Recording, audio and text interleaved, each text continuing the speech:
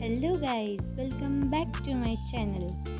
तर आज आहे शनिवार आणि मला आहे आज एकच लॅब कॉलेजमध्ये, पण क्लासमध्ये कोणीही नाही आहे बा.